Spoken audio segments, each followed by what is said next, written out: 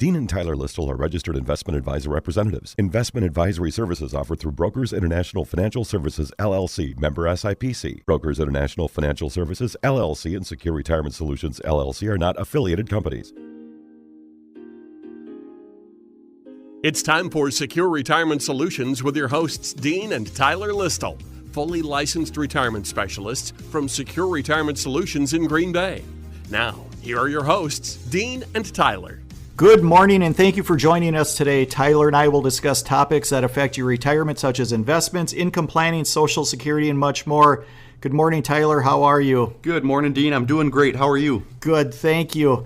Today we're going to talk about frequently asked questions. Tyler and I in the office, we hear a lot of questions from existing clients or those people who want to come and talk to us about possibly having us manage their accounts and giving them financial advice. And what we've done is we write down some of these questions because they tend to come up quite often. And some of the questions relate to the retirement process itself, some of them about investments, Social Security, Medicare, and so on and so forth. But when it comes to the retirement process, we tell people, this is a very trying time for most people because a lot of what you're doing when you enter your late 50s or 60s, you haven't done before. So for instance, it's very uncomfortable for a lot of people who for years they've been told to save money, save money, save money. And then we get to a point in their life when you're pretty set in your ways, the old saying, old dog and new tricks, definitely applies here. What happens is, we tell them now we're going to start spending money. That's why you worked your whole life, is to create this income stream that you can live off of. So that's very uncomfortable for people who have been saving for 40 plus years. The other thing too is the Social Security process. You've never done it before. It's a major part of your retirement income. It's part of that three-legged stool metaphor that financial advisors have referenced for years and years and years, and that is, one leg of the stool is Social Security. Second leg is going to be a personal pension. Third leg would be your own savings in the form of 401ks and IRAs. So it's very important. So you go through a process of questioning and second-guessing whether you're taking Social Security at the right time. So we highly recommend you get together with a financial professional, sit down, look at options for your Social Security, because you could potentially be leaving hundreds of thousands of dollars on the table with the wrong filing. So we recommend not only is it investments you should talk to your advisor about, but also talk about Social Security. And then the last thing too, when you get into your 60s, is Medicare. For most people, they're used to having group health insurance through their employer and paying a premium, and they have their deductibles and so on. And then when you get to Medicare age, it's a whole different process, filing for Medicare and understanding that a portion of it, Medicare Part B comes out of your Social Security benefit, and just being prepared for that. So there are a lot of questions that people have as they're starting to plan for retirement and going into retirement. But before we talk about some of these frequently asked questions, understand Tyler and I do not work for the Social Security Administration or Medicare. However, as financial advisors, we need to know about the process. We carry our license for health insurance and Medicare and so on, and we look at Social Security to optimize it, but we do not work for those organizations. Okay, Tyler, let's talk about some of the questions. The first one is, should I take Social Security or withdraw from my retirement funds and file for Social Security at a later date? We hear that one quite often, don't we? We do. That's one of the main ones, probably the main one. And before I get into the answer to that, I just wanted to say as well, a show like this on frequently asked questions, we enjoy it just as much as a lot of our listeners, as much as a lot of our clients, because we find quite often many other clients have some of these frequently asked questions that they just simply don't ask. So a lot of people, that's why they're frequently asked. A lot of people want to know about these certain things. But to get back into the question here, Dean, should I take Social Security at 62 or withdraw from my retirement funds and file for Social Security at a later age? Well, really, this one, it's not so cut and dry. It really depends on your situation. But I'll break it down a little bit more and see if you fall into a certain category here. So one option is if you have enough in retirement funds, then you can live off of IRA withdrawal. So IRA or 401k from, let's say, 62 to 67. And you don't file for Social Security, at 62, but rather you file for Social Security at 67, which will allow you to collect a higher benefit. So, for example, let's say your full retirement age benefit at 67 is $2,000 per month. Well, if you filed at 62, it would only be $1,400 per month. So, again, keep in mind the earlier you file, which right now the earliest you can file is 62 years old. The earlier you file, the lower your benefit's going to be.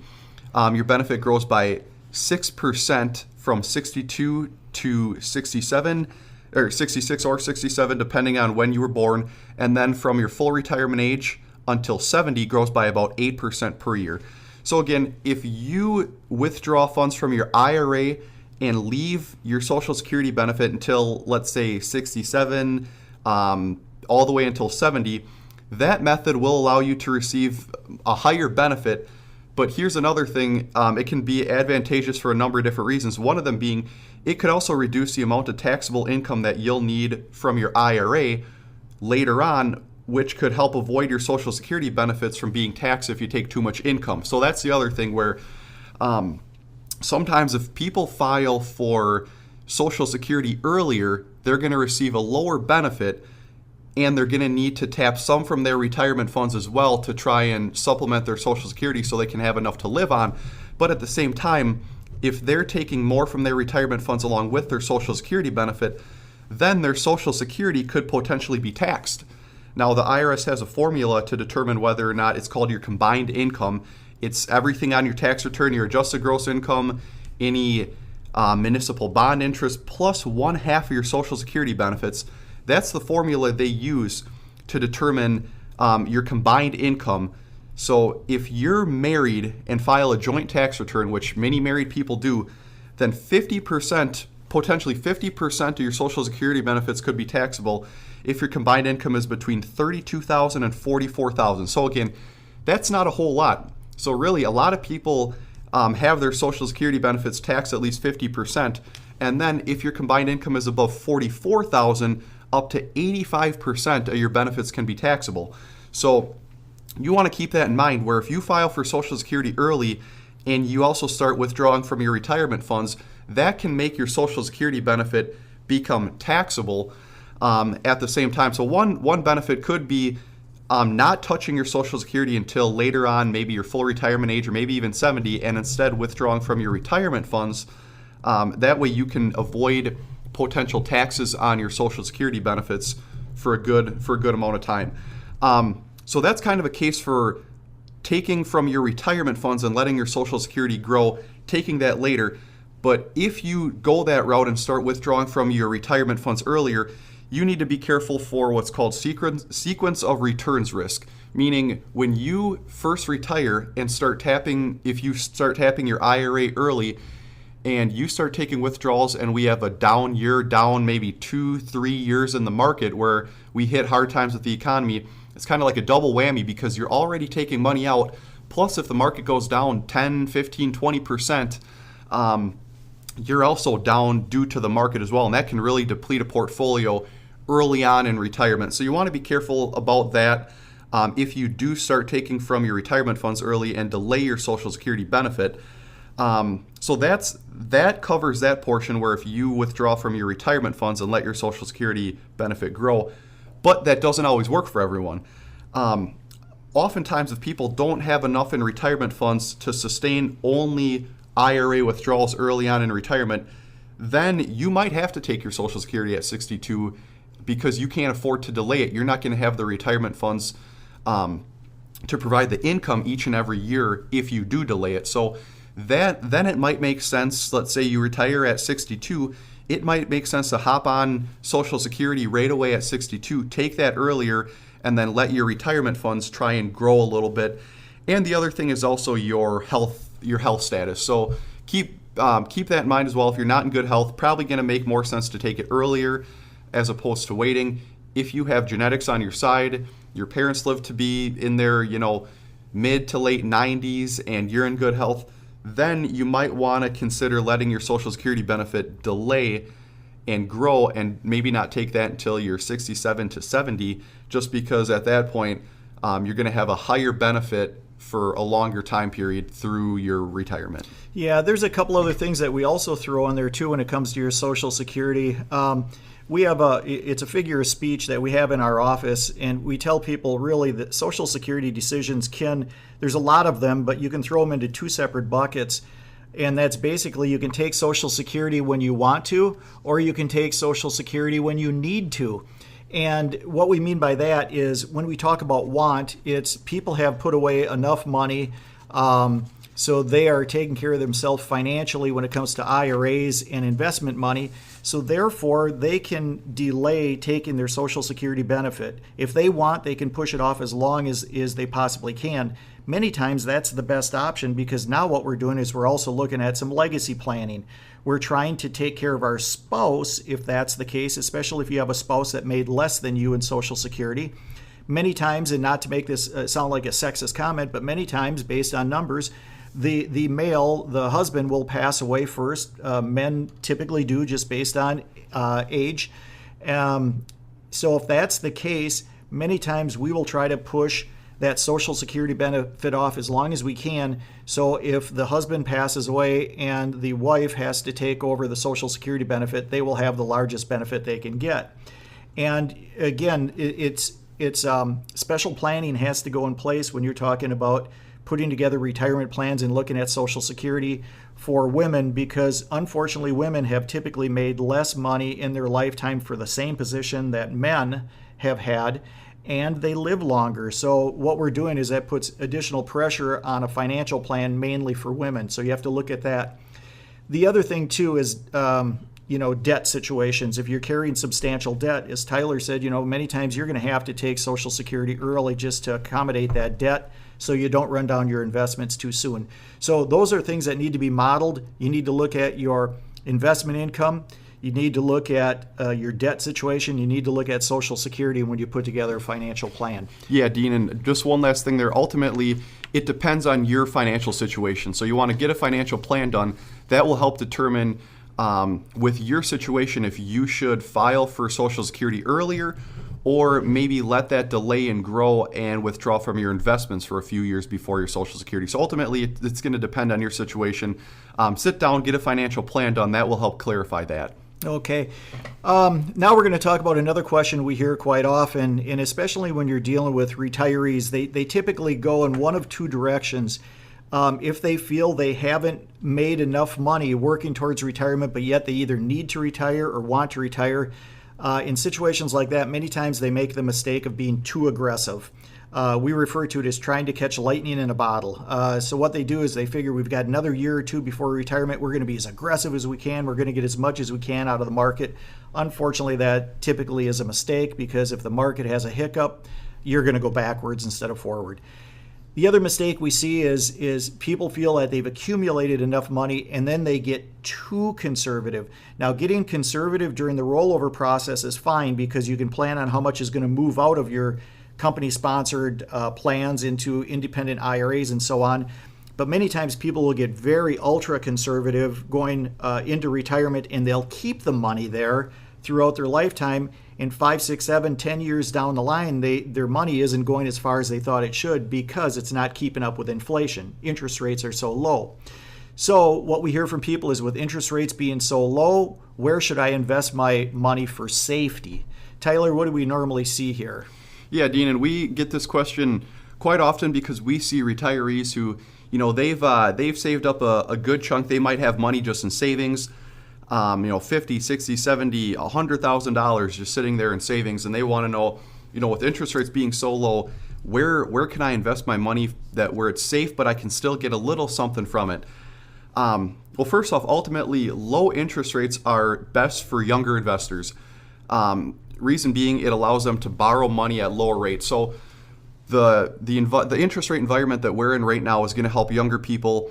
They can buy a house at a lower mortgage, or they can buy a mortgage at a lower rate. They can buy a car if they want to finance it at a lower loan.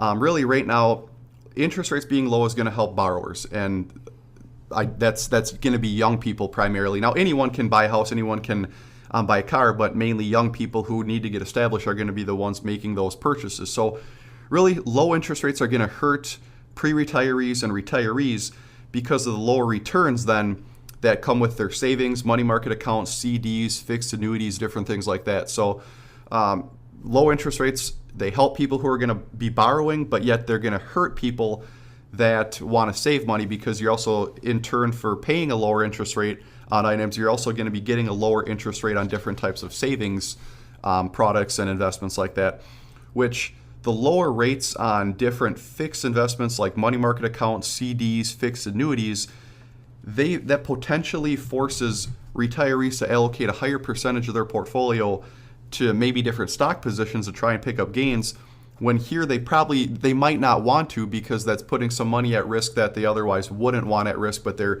doing that to try and pick up a little bit of gain. So really what we tell people, one option is short-term fixed annuities, 1 year, 3 year, 5 year fixed annuities or CDs. Fixed annuities work similar to a CD. They could be a decent option because as rates increase, you can then reinvest at a higher rate and you're not locked in for a long period of time. So really, it's going to come down to short time periods. Now, the shorter the time period, the lower the interest rate, but typically in such a low rate environment, you don't want to go into a fixed position for a long time frame, because then you're going to be fixed in that position for a long number of years. When interest rates are slowly going up, you're locked in there for a longer time. So really, for safety right now, the interest rates aren't going to be super high, but usually you want to keep it shorter term, 1 year, 3 year, 5 year CDs or fixed annuities. Right, and Tyler, good points. And one thing to remember when it comes to these low interest rate, safer options for people to put their money. You were talking about, CDs and maybe fixed annuities. Understand, though, that there's a big difference between the interest that you get on it, whether it is simple interest or compound interest. So make sure you ask the bank or your advisor, are you receiving simple interest on this money in a CD or an annuity, or are you receiving compound? And here's how it works in very simplistic terms. Let's say you have $10,000 in a CD and you're getting simple interest, and that interest is, let's say, $100 a year, which is a lot, by the way, for a CD. So what happens is, let's say you have it there for 3 years. Your $10,000 will get $100 interest, simple interest, at the end of the year. Then the following year, you get another $100 of interest on the original $10,000. And the third year, you get another $100 on the original $10,000. So that's simple interest. Compound interest, where there are some CDs and annuity products have compound interest, same situation. You might have a 3-year time period. You put $10,000 into the CD or the annuity that has compound interest, and what it does do is $10,000 goes in, you get $100 interest at the end of the year. At the end of the second year, you get $100 interest again, but that goes on the original $10,000 plus the $100 you made the first year. So it goes on, the interest that was gained, and then the following year, the third year, you get another $100 put on the original amount you put in plus the interest that was gained over the last 2 years. So that's compound versus simple interest. Okay, before we go on to the next question, though, we're going to take a quick break. You're listening to Dean and Tyler Listle, investment advisors with Secure Retirement Solutions, located on Allied Street in Green Bay. For a complimentary review of your current investments, or if you have questions, please call them at 920-347-9888 or go to their website at srsplans.com. Okay, as far as frequently asked questions, the next one we hear quite often is, now that I'm retired, which accounts do I withdraw from my retirement income? My Roth or my IRA? Many times we will see retirees, people come into our office looking to work with us, get a second opinion, and many times they're already retired, they're withdrawing from their accounts. And we'll ask, what is the reason from withdrawing from this particular account versus the other accounts? And sometimes we'll get answers such as, well, it wasn't doing as well, or it was doing better than the others, or really there's no reason, we just started that one first. Well, okay, we understand that, but really you need to look at tax implications. There is a method to the madness on withdrawals. Okay, so what we're going to do is we're going to talk a little bit about, certain accounts, IRAs versus Roth accounts, and where you should be withdrawing first. Yeah, Dean.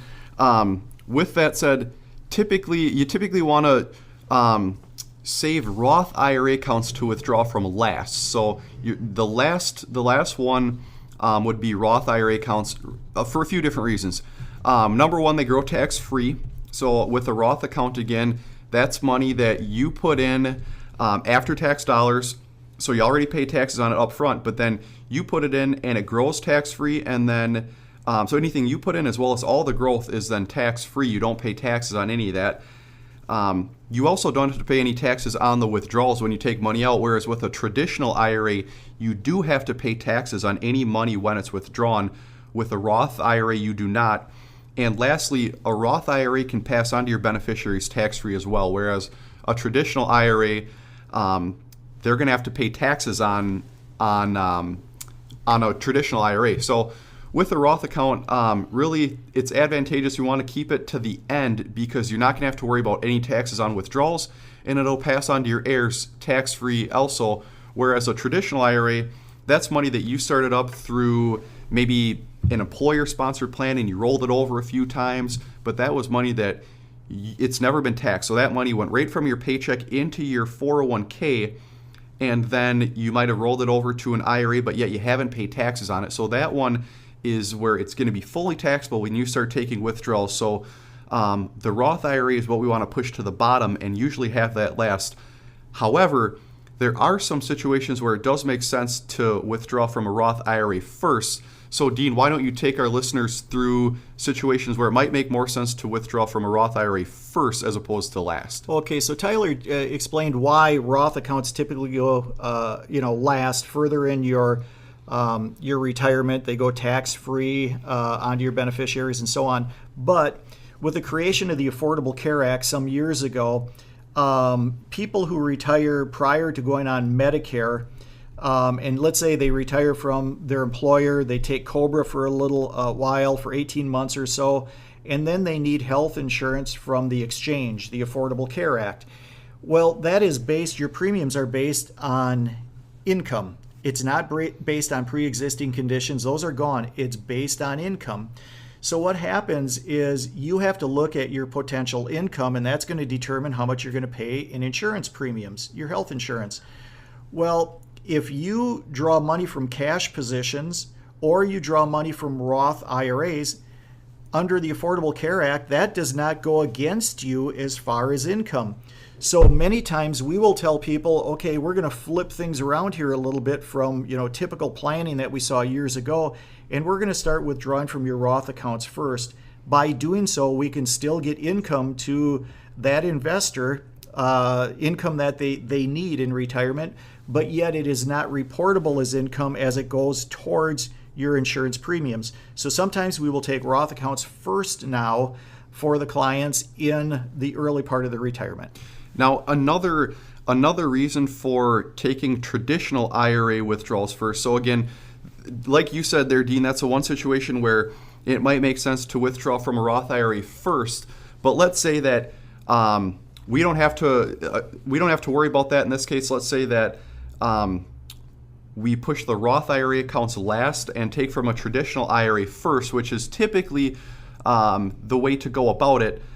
But another reason for doing that, withdrawing from your traditional IRA first, is because you have to take withdrawals from there anyway at 70 and a half years old. So I've talked about it before on our show, but it's called your RMD, Required Minimum Distribution, that the IRS, they force you to take money from a traditional IRA, a 401k, a 403b at 70 and a half years old. And reason being, like I said earlier, you haven't paid taxes on it yet. They want to force withdrawal so they can finally collect some taxes on it. So if you have to start taking from your traditional IRA at 70 and a half years old anyway, then you might as well start it earlier if you need to start the income, because you're going to have to take from it at 70 and a half. And if you start withdrawing from it a little earlier than that, it will lower the amount that you're required to take later on. So let's say you want to start your withdrawals at 65 years old, you have a Roth IRA and a traditional IRA, you're probably going to want to tap that traditional IRA. Reason being is that at 70 and a half, 5 years later, you're going to have to tap it anyway. So might as well start taking from it now, because maybe if you don't take from it later on, the IRS is going to tell you how much you have to take out, and it might be more than you want. It might bump you up into the next tax bracket. So really that's another reason you can control your RMDs a little better later on if you start tapping your traditional IRA first. Okay. And the next question we hear, frequently asked question, is how much money do I need to retire? People, again, as I said earlier in the show, they will save money all their life knowing that they're getting towards retirement. But once they get close to retirement, they don't know how much money they really need in order to maintain their lifestyle. We hear a lot of times out there, we've heard it for years, and actually when we quiz some of our clients, we'll ask them, how much money do you think you need? $1 million. $1 million tends to be the number we hear all the time. It started who knows where, but a lot of people latch onto that. Well, Tyler's going to tell you that really that number isn't relevant. It all depends on a number of things. It depends on your health history. It depends on your expenses. It depends on your lifestyle. What else, Tyler, when it comes down to how much money do I need to retire? Yeah, Dean, and as you said, we hear clients say it all the time. They said, well, I heard something on an infomercial on the TV, on the radio, read online that you need a $1 million nest egg before you can even think about retirement, or if you don't have at least $500,000, then you shouldn't plan on retiring. And I just want to say, anyone who throws out a flat dollar amount as the amount of retirement funds that you need in order to retire, you should be a little bit skeptical because they don't know your situation. So if someone says you need $1 million or $500,000, shouldn't really pay too much attention to it, because ultimately it comes down to one thing, and that's what your expenses are. So if you have $1 million in retirement, but yet you need $2,000 to live on and Social Security covers $1,900 of that, you have $1 million, which is great, but you're definitely not going to need that to retire. So it really is based on what your expenses are, and there's no set number, and everyone is different. So there shouldn't be a set number. Someone can't say $1 million or 500,000 unless they know your particular situation. So really, it all depends when it comes down to that. Now, however, there are general guidelines to look at, and the general guideline is to look to replace about 80% of your annual pre-retirement income in the form of Social Security and retirement funds. So what I mean by that is, I'll throw an example out there. Let's say you earn $60,000 in salary, $60,000 a year.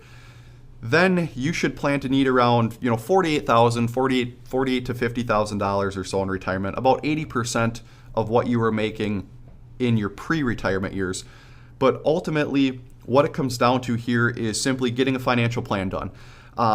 You want to have a financial plan, one that'll model out how much income you'll need in retirement based on your expenses, and it'll show you how much in retirement funds you'll need to supplement your Social Security, which will then allow you to retire comfortably. So really, it's all going to depend on what your expenses are, but the general guideline, look to replace about 80% of your annual pre-retirement income in the form of Social Security and retirement funds, and then you should be pretty well set.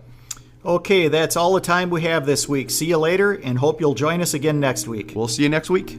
You've been listening to Secure Retirement Solutions with your hosts, Dean and Tyler Listle, fully licensed retirement specialists from Secure Retirement Solutions in Green Bay.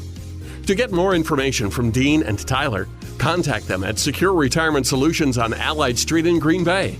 Call 920-347-9888 or visit them at srsplans.com. Securities and investment advisory services offered through Brokers International Financial Services, LLC. Member SIPC. Brokers International Financial Services is not an affiliated company.